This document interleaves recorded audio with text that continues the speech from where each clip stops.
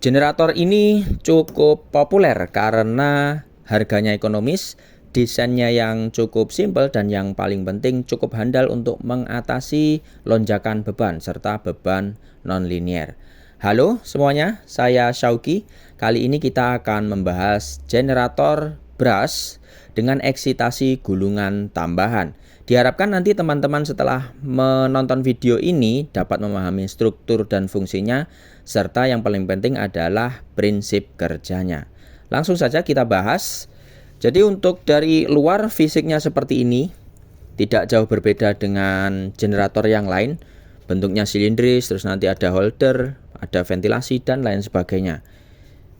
Tapi dilihat dari dalam di sini untuk cutaway-nya ada beberapa komponen. Kalau yang kemarin kita membahas tentang brushless generator memiliki beberapa kumparan rotor dan stator, di sini cukup dua saja.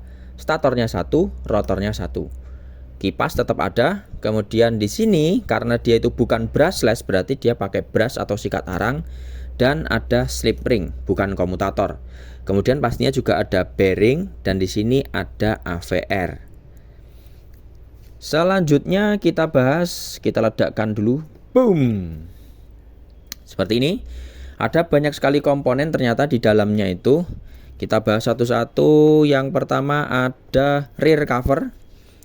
Rear cover ini yang kalau secara bahasa cover itu adalah tutup, berarti menutupi atau melindungi. Yang dilindungi termasuk ada AVR, ada brush holder assembly, kemudian dalam beberapa desain ada komponen-komponen lain selain dua ini. Selain itu di sini ada namanya center bolt atau baut tengah. Dia nanti akan terhubung ke bagian tengah dari shaft, lanjut sampai depan. Di depannya ada lubang dan terhubung ke bagian sini. Ini namanya coupling atau kalau di sini nyebutnya adalah PTO shaft. Jadi ini nanti yang ketemu dengan flywheel. Nah, untuk apa baut itu? Untuk menyatukan yang Syauki sebut tadi, ya. Kemudian ada di sini rear bracket. Yang kita tahu kalau bracket itu adalah dudukan. Apa yang duduk di situ? Ada AVR. Kemudian ada brush holder, ada bearing, dan juga di sini dia bisa duduk di frame dari genset. Lanjut di depannya ada shaft bearing untuk sebagai bantalan shaft ini biar berputar lebih mudah dan mengurangi keausan. Kemudian di sini selanjutnya kita belum ke slip ring dulu biar agak fokus. Nah, di sini untuk generator plate mirip seperti bracket, tapi dia untuk menahan holder yang di depan ini. Bukan holder tapi housing yang di depan ini. Dan di bagian bawah nanti akan terhubung dengan frame dari genset. Setelah itu kita baru masuk ke komponen utama yaitu rotor. Untuk generator rotor ini dia ada mendapatkan listrik DC dari mana? Dari AVR. Nanti melalui yang namanya carbon brush dan slip ring. Berarti di sini dia berfungsi sebagai kumparan medan atau kumparan yang menghasilkan medan magnet. Bukan medan listrik ya, tapi medan magnet. Dan kemudian di sini ada tipe 2 kutub, berarti ada 2 kumparan kanan atas bawah. Di sini ada 4 kutub, atas bawah kanan kiri. Nah, ini nanti beda jumlah kutubnya, beda kebutuhan atau spesifikasi RPM engine yang dibutuhkan. Kalau 2 kutub di tempat kita biasanya menggunakan 3000 RPM. Kalau yang 4 kutub berarti pakai 1500 RPM untuk mendapatkan frekuensi 50 Hz. Kemudian ada kumparan medan, berarti ada kumparan armatur. Di sini adalah generator stator. Umumnya untuk generator jenis ini memang ada yang 3 fasa, tapi yang Syauki bilang populer itu biasanya penggunaan di generator 1 fasa, di genset 1 fasa untuk daya yang menengah ke bawah, gitu teman-teman ya. Dan di sini ada 2 komponen. Komponennya itu apa? Ada gulungan utama dan gulungan tambahan.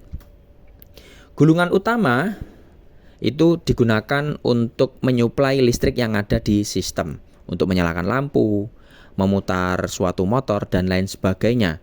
Sedangkan untuk gulungan tambahan atau subcoil bisa juga disebut auxiliary winding, gulungan tambahan. Di situ biasanya untuk power supply dari AVR. Jadi dua itu dipisah supaya nanti kerjanya itu lebih andal. Selanjutnya di sini ada cooling fan. Cooling fan untuk pendingin tadi. Terus ini PTO shaft. PTO shaft kalau gambar lainnya itu seperti ini. Nanti akan ketemu dengan namanya flywheel. Dia ada 4 lubang, di sini juga ada 4 lubang. Akan dibaut sehingga ketika flywheel itu berputar, PTO ini ikut berputar, rotor juga ikut berputar. Seperti itu teman-teman. Dan kemudian ada adapter atau stator housing. Kalau bagian berputar itu dihubungkan oleh yang namanya PTO, bagian yang diam alias statornya itu dihubungkan oleh yang namanya adapter atau stator housing. Ini ketemunya kemana? Nanti akan dibaut ke flywheel housing yang diam. Seperti itu. Nah, kemudian kita bahas lagi tadi yang belum ada slip ring, carbon brush dan AVR. Nah, untuk AVR dulu saja. Jadi AVR itu ini seperti power supply secara otomatis. Otomatisnya itu seperti apa? Nanti outputnya untuk mengatur kemagnetan yang ada di rotor. Nanti kita akan bahas di prinsip kerja ya. Kenapa kok yang diatur magnet? Berdasarkan rumus ini, epsilon max itu adalah keluaran stator. Nanti kalau B atau magnet ini kuat magnet, ini dia nilainya meningkat, pasti epsilon maksimalnya jadi meningkat juga. Seperti itu. Nah, B dipengaruhi oleh apa? B mu 0 N I ya. Nah, di mana di situ I adalah arus listrik. Arus listrik dari mana? Arus listrik dari AVR mengalir ke kumparan rotor. Arus listrik dipengaruhi oleh apa? V dibagi R. R-nya di sini relatif tetap, kecuali kalau terlalu panas biasanya akan beda. Kalau kondisi suhu ruangan atau suhu kerja relatif tetap R-nya. Kalau V-nya kita mainkan, V-nya makin tinggi maka arusnya makin tinggi. Kalau arus makin tinggi, B-nya makin tinggi. Kalau B-nya di sini makin tinggi, keluaran tegangannya di stator juga makin tinggi. Seperti itu untuk AVR. Kemudian AVR memberikan output itu sebenarnya memang ke rotor ya. Tapi karena rotor ini berputar berarti harus lewat sini dulu, yang namanya carbon brush. Dari AVR ke carbon brush ini nanti akan ketemu dengan yang namanya slip ring yang ini. Slip ring itu secara gampang nih ya, satu ring ketemu dengan satu ujung kawat, satu ring yang lainnya ketemu ujung yang lain. Jadi ketika misalkan di sini positif saya beri ke yang bagian depan, nanti ngalir ke ring, ring nanti ke kawat yang ini, muter-muter, kembali lagi ke kawat yang ujung satunya, lanjut ke ring 2, baru kembali ke brush yang belakang ini. Seperti itu. Jadi tujuan untuk brush sama slip ring itu dibuat menghubungkan bagian yang diam dengan bagian yang berputar. Apa yang dihubungkan? Arus listriknya. Seperti itu teman-teman. Setelah itu ini slip ring. Kenapa kok pakai slip ring? Kenapa kok bukan pakai komutator? Jawabannya di sini karena di sini kita memberikan listrik DC atau satu arah ke kumparan rotor supaya membentuk magnet yang konstan. Maksudnya konstan adalah tidak berubah polaritasnya. Kita lihat di sini, anggaplah yang merah itu adalah utara, yang biru itu adalah untuk selatan yang menghasilkan di bagian tepinya. Kalau saya berikan listrik DC di sini, satu ujung ini ketemu dengan merah terus, yang ring satunya ketemu dengan biru terus. Berarti di sini arusnya nanti akan dari kumparan merah ke biru baru lanjut ke brush satunya. Berarti di sini magnetnya akan selalu tetap seperti ini, merah terus atau biru terus. Sedangkan kalau kita pakai yang namanya komutator di sini, berarti ini cincinnya ini belah ya. Bisa disebut cincin belah juga. Ini merahnya akan selalu berubah-ubah, birunya juga sama berubah-ubah. Ini awalnya biru berubah jadi merah. Biru lagi, merah lagi. Sedangkan yang dibutuhkan untuk proses pembangkitan listrik di generator supaya listriknya itu lebih stabil, lebih bagus, ini magnet konstan. Kenapa itu? Alasannya menggunakan slip ring ya. Kemudian kita ke prinsip kerja. Nah, ini udah masuk prinsip kerja. Jadi untuk kondisi awal, ini untuk visualnya ya, ini rotor, ini stator, kipas.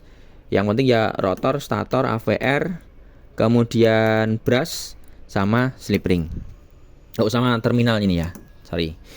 Nah, di sini untuk kondisi awal ketika engine belum running, tidak ada putaran pada rotor generator. Diam. Pada rotor juga belum ada power supply karena AVR belum aktif.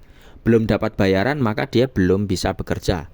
Kemudian saat kondisi normal setelah digunakan, pada komponen rotor terdapat sisa kemagnetan yang nantinya akan digunakan untuk pembangkitan awal GGL pada stator. Jadi kalau garis gaya magnetnya memang ilustrasinya seperti ini.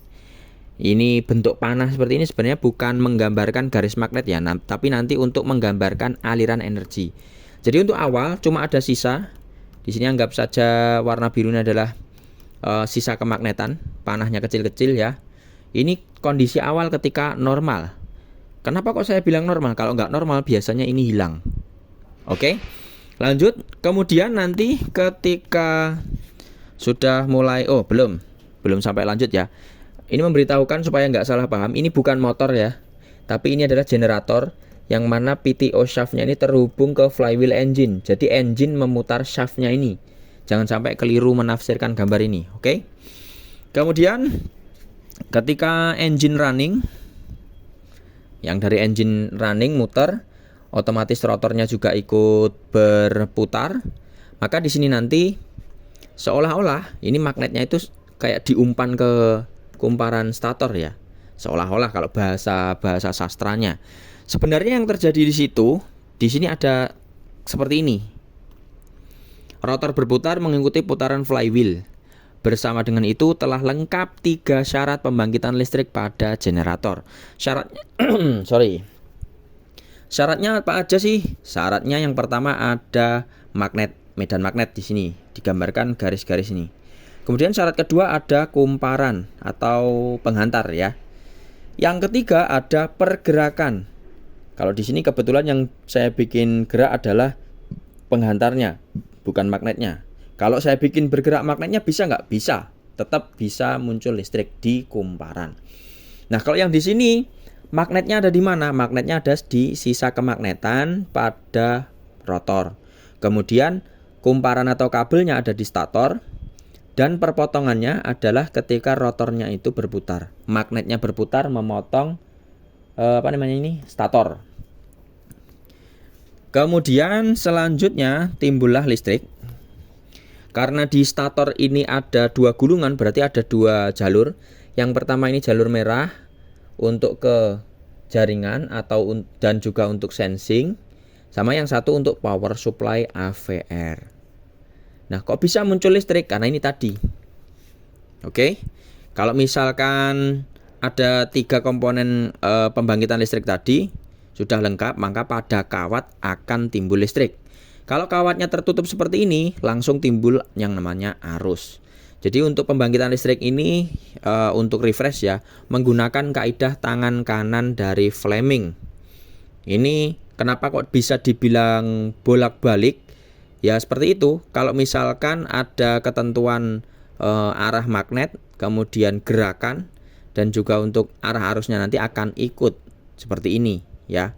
Biarpun sama-sama bergerak ke kanan, tapi arusnya itu bisa bolak-balik ya. Kalau misalkan ini bergerak ke kanan, tapi yang lewat itu kawat yang sebelah ini, yang melewati garis gaya magnet, maka nanti arusnya akan ke atas. Tapi begitu yang lewat itu magnet sebelahnya ini, nanti arusnya akan ke bawah ya. Kita perhatiannya di sini. Seperti ini.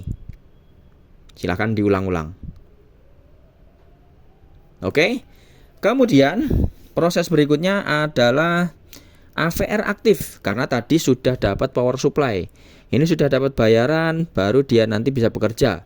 Bekerjanya bagaimana? Secara gampang membaca sensing yang ada di sini. Dia nanti membaca tegangannya berapa sih? Kalau awal biasanya dia itu kecil.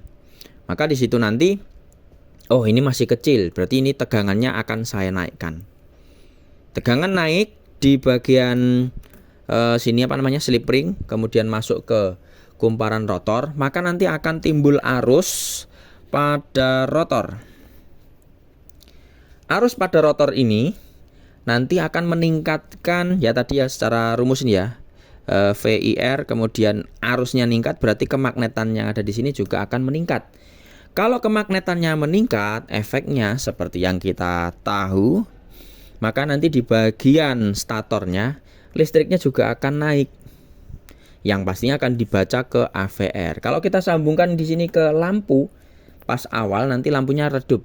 Begitu nanti beberapa detik atau beberapa detik sih biasanya ya, beberapa detik kemudian nanti lampunya akan terang karena listriknya semakin besar untuk tegangannya. Oke, kemudian AVR akan membaca di sini, nanti akan terus memberikan output, tapi nilai outputnya berapa ya tergantung sensingan di sini. Seperti itu. Nah, ini ada rumus yang tadi Emax sama dengan NBA omega. Tadi kalau misalkan magnet yang dipotong oleh stator ini makin besar, maka Emax-nya nanti akan naik. Seperti itu. Kemudian yang terakhir di sini untuk kerja dari AVR, kalau misalkan sensingan di sini itu terlalu rendah, maka di sini bagian outputnya, listrik DC-nya di sini nanti akan dinaikkan supaya magnetnya naik, tegangannya tambah naik. Tapi kalau di sini terlalu tinggi, maka di sini nanti AVR akan menurunkan nilai tegangannya sehingga kemagnetan menurun dan listriknya juga akan turun. Kalau di sini sudah pas, apakah AVR akan berhenti? Tidak. AVR tetap memberikan tegangan di sini, tapi nilainya tidak diubah. Misalkan nih 9 volt udah cukup, ya udah, dia tidak lari kemana-mana, nggak nambah jadi 10, nggak berkurang jadi 8, tetap di angka 9, seperti itu. Kemudian pertanyaannya, kapan di sini tegangannya naik? Tegangan di sini naik ketika beban itu terlepas, atau kalau misalkan RPM-nya di sini kita buat over RPM, maka nanti tegangannya akan naik. Terus kemudian kapan tegangannya turun? Kalau di sini dipasang beban. Berapapun nilai bebannya pasti ada namanya penurunan. Semakin besar nilai bebannya, semakin besar penurunan tegangannya. Oleh karena itu, makin besar loadnya di sini, makin besar tegangan output di AVR. Makin besar tegangannya, makin besar juga nilai arusnya. Makin besar nilai arusnya, makin kuat kemagnetannya. Seperti itu. Makanya kenapa kok kita tidak boleh sampai overload. Maka AVR nanti kerjanya akan lebih. Di sini juga akan lebih lagi karena suplai magnetnya, suplai arusnya untuk pembangkitan magnet juga lebih tinggi, lebih cepat panas. Seperti itu teman-teman. Oke, untuk kali ini itu saja. Kalau ada komentar silahkan sampaikan di kolom komentar ya, atau mungkin request silahkan. Semoga bermanfaat untuk pekerjaan dan juga belajar dari teman-teman. Mohon maaf atas segala kekurangan. Terima kasih atas perhatiannya. Assalamualaikum warahmatullahi wabarakatuh.